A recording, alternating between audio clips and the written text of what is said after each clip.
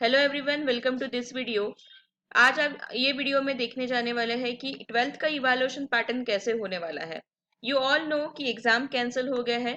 Exam cancel होने के बाद में हम सभी के लिए जो हम वेट कर रहे थे कि क्या गवर्नमेंट का रिजोल्यूशन आएगा, शासन निर्णय यानी डिसीजन क्या आएगा, और वो डिसीजन के बेस पे क्या इवैल्यूएशन पैटर्न रहेगा।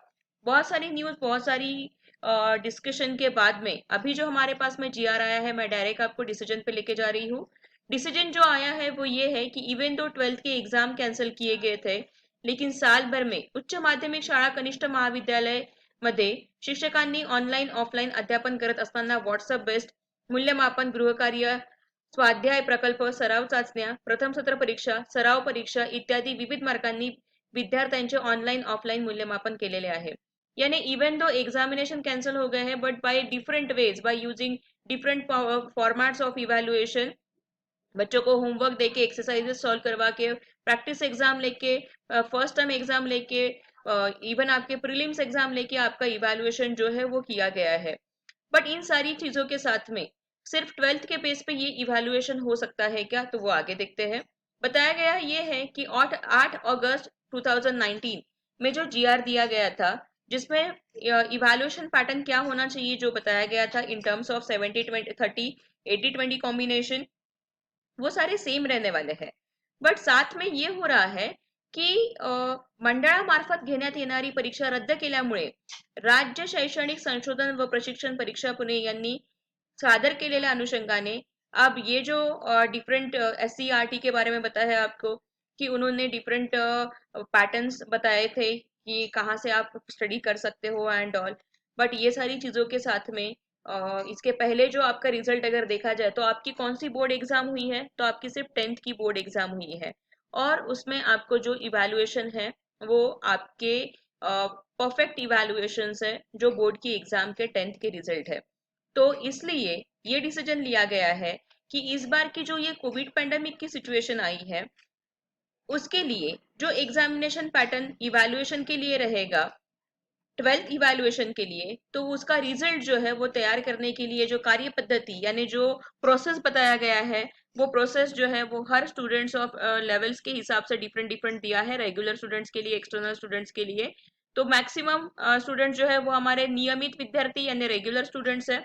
उनके लिए जो जीआर आया है, उनके लिए जो इवैल्यूएशन करना है, तो जैसे मैंने बोला कि 8 अगस्त 2019 को जो प्रैक्टिकल्स, इवैल्यूएशंस, इंटरनल इवैल्यूएशंस के बारे में, आपकी एबीटीज के बारे में जो भी मार्क्स डिस्ट्रीब्यूशन था वो सेम रहेगा। बट उसके अलावा अभी आगे जो है वो डिसाइड किया गया है ऑन बेसिस ऑफ दिस तख्ता नंबर 1 यानी चार्ट नंबर 1।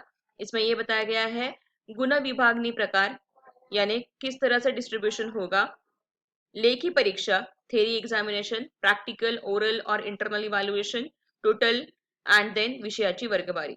इस हिसाब से अभी इतना सब कुछ डिटेल में जाने की आपको जरूरत नहीं है, आप रिजल्ट नहीं बनाने वाले हो, सिर्फ आपको ये चेक करना है कि इवैल्यूएशन कैसे होने वाला है।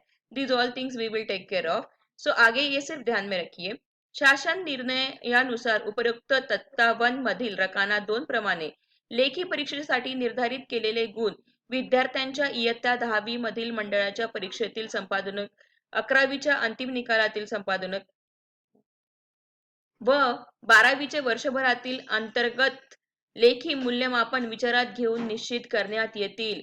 इसमें अभी ये जो सबसे इम्पोर्टेंट पॉइंट है वो आपके लिए ये है कि आपका evaluation will be based on 10th, 11th and 12th. So now how we are going to evaluate, how the evaluation will be there, what kind of percentage will be there.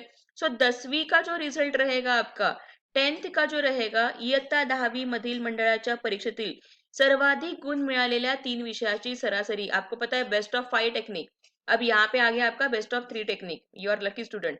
So best of 3 technique जो है उसमें से आपका evaluation किया जाएगा, और उसमें से जो परसेंटेज ऑफ इवैल्यूएशन जो है वो है 30% का। इयत्ता 11वीं यानी 11th में जो है वो मूल्यमापन विषय निहाय गुण, जो भी आपका रिजल्ट बना हुआ है, कंसोलिडेटेड बना हुआ है, उसके बेस पे हम लोग 30% इवैल्यूएशन लेंगे। उसके बाद में दिया गया है 12th का, जो भी साल भर में first term exams, practice exam, सराव चाचण्या, या फिर इतर जो मूल्यमापन हुआ है उसमें हो जाएगा 40%. So this 30-30-40 combination is going to give you 100% result for your 12th. Now after this there are the evaluation process की लेखी परीक्षा करता कैसे करने का है, इयत्ता निहाय गुण कैसे लेने के हैं and all, subject wise distribution कैसे रहेगा.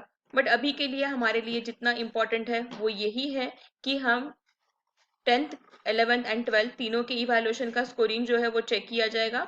10th में सर्वाधिक 3 विषय उसका सरासरी गुण निकाला जाएगा और उसके हिसाब से 30% में उसको कन्वर्ट किया जाएगा. एंड जो भी 3 सब्जेक्ट्स रहेंगे उसके ये जो डिस्ट्रीब्यूशंस रहेंगे वो as per the charts and guidelines दिए जाएंगे, उस हिसाब से स्टूडेंट्स को फिल करना है. साथ ही में आपको ये ध्यान रखना है कि जो 11th स्टैंडर्ड का रिजल्ट था वो 11th स्टैंडर्ड के रिजल्ट में अभी मैक्सिमम कॉलेजेस ने एग्जाम्स लिए हैं नहीं लिए हैं, ऑनलाइन एग्जाम्स लिए हैं. सो जो भी होगा उस हिसाब से डिस्ट्रीब्यूशन किया जाएगा और वो as per the chart number 3 हम लोगों को करना है. एंड सेम 12th में जो भी आपके एग्जाम्स हुए हैं, ऑनलाइन एग्जाम्स हुए हैं, उसके बेस पे ये सारे distributions in detail will be important for the faculty members, teachers. For students it is only important कि आपका इवैल्यूएशन जो है वो 10th 11th 12th पे होगा. एक पोर्टल दिया जाएगा जैसे कि 10th के इवैल्यूएशन के लिए ऑलरेडी मार्क्स अपलोड करने के लिए दिया गया है, वैसे ही 12th के लिए दिया जाएगा. बेस्ड ऑन दैट संगणक प्रणालीमध्ये नमूद करण्यात येणार. इसका मीनिंग ये होगा कि ऑनलाइन मार्क्स फिल किया जाएगा और जो भी पोर्टल है उसके ऊपर में मार्क फिल करने के बाद में उसका जो फाइनल इवैल्यूएशन है वो फाइनल इवैल्यूएशन उस हिसाब से रहेगा.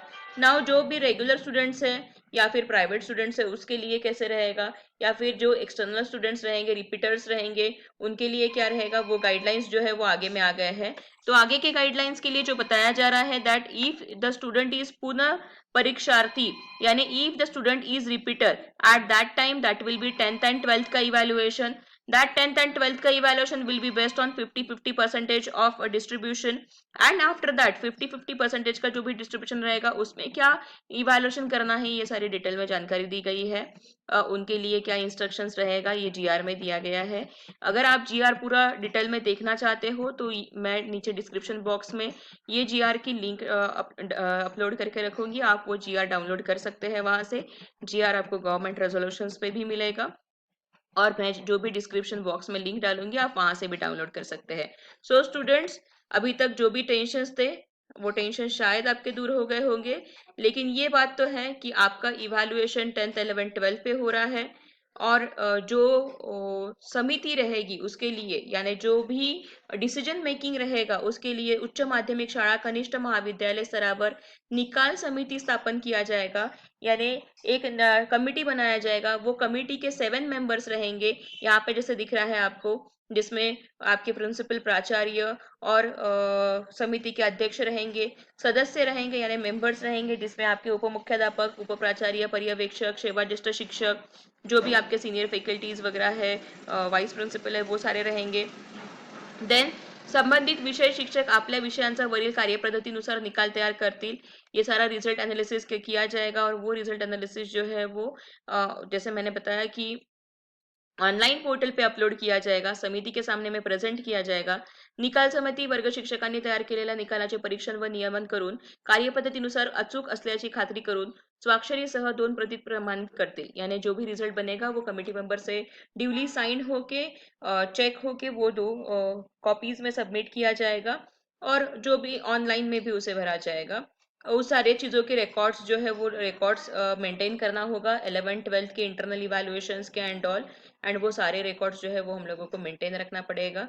जो भी कॉलेज अथॉरिटीज है उनके पास में जैसे भी कि आपने सबमिशंस किए हैं वो सारे सबमिशंस जो है उसका रिकॉर्ड जो है वो मेंटेन करना होगा कॉलेजेस को.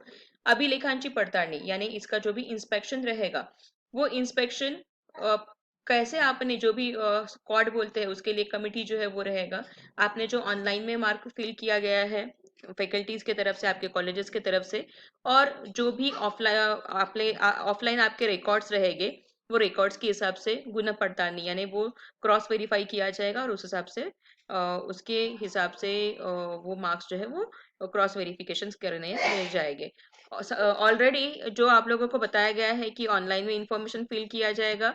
जो विद्यार्थी है जिनके कोई भी इवैल्यूएशंस नहीं हो पाए हैं उनके लिए भी इंस्ट्रक्शंस दिए गए हैं. श्रेणी विषयांचे मूल्यमापन कैसे करने का है। श्रेणी विषयाचे मूल्यमापन में आप लोगों को पता है कि आपका फिजिकल एजुकेशन आता है या ईवीएस आता है, तो उसके इवैल्यूएशंस के लिए क्या रहेगा, वो इंस्ट्रक्शंस ऑलरेडी हम लोगों को दिए गए थे एज पर द 8 अगस्त का जो जीआर है उसके हिसाब से। उसके बाद में उसका जो भी एग्जीक्यूशन रहेगा, वो एग्जीक्यूशन कब क्या कैसे, यानी इसके बाद में आता है आपका result, submission of documents and all. So वो सारी चीज़ों के लिए टाइम टेबल दिया जाएगा। अभी के लिए इम्पोर्टेंट सिर्फ और सिर्फ ये बात कि आपका इवैल्यूएशन जो है वो इवैल्यूएशन बेस्ड है आपके 10th 11th 12th के मार्क्स के ऊपर में। और वो 10th 11th एंड 12th का डिस्ट्रीब्यूशन मैंने बता दिया। 10th में आपके बेस्ट 3 सब्जेक्ट्स को सिलेक्ट किया जाएगा, उसके ऊपर में 30% वेटेज दिया गया है। देन 11th का जो है वो 30% वेटेज है एंड 12th में जो है वो 40% वेटेज है। तो स्टूडेंट्स नाउ बी रेडी कि आपके आगे के प्लानिंग्स के साथ में and with your options of career आप रेडी रह सकते हो। इवैल्यूएशन आ गया है। आई डोंट फील कि ये काफी टफ रहेगा, जहाँ पे चैलेंजिंग ये फैकल्टीज के लिए रह सकता है, बट स्टूडेंट्स ऑलरेडी आप लोग एग्जाम्स नहीं है तो आगे के प्लानिंग में लग गए हो। So my best wishes to all of you and please plan for your further academics and further career, so that this time जो भी आपके पास में है वो बेस्ट नहीं होगा। चलो मिलते हैं फिर आगे की वीडियो में। Till that time thank you for watching.